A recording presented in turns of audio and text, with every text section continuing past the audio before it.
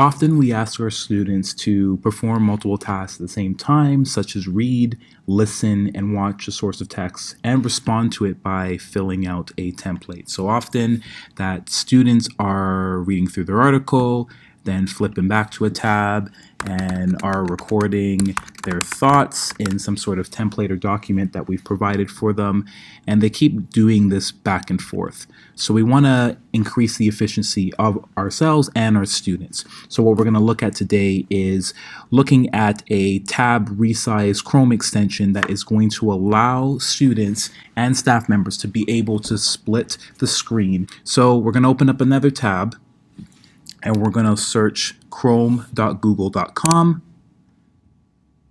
We're going to select where it says extensions, and we're going to search for the Chrome extension called Tab Resize. So this first one right here, we're going to add it to Chrome.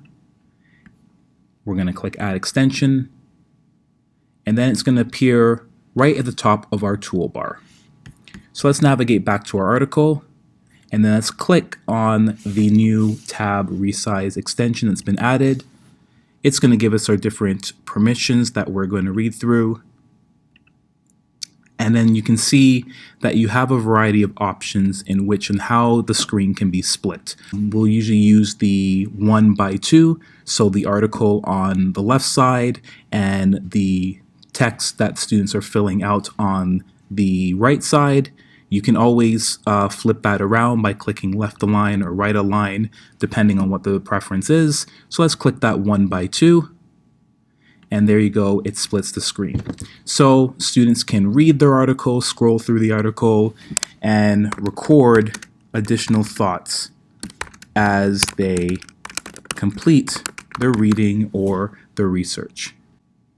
So if we ever want to undo that, we just have to find our Tab Resize icon again, and then we can just click where it says undo, and we can go back to the traditional way of tabbing.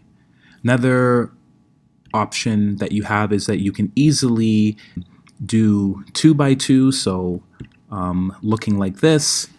I find it gets very busy for students. There could be a lot going on for the students having to navigate, but it's a great option again for students if they are looking at multiple sources of research. So that's Tab Resize. I hope you find it beneficial for you and your students.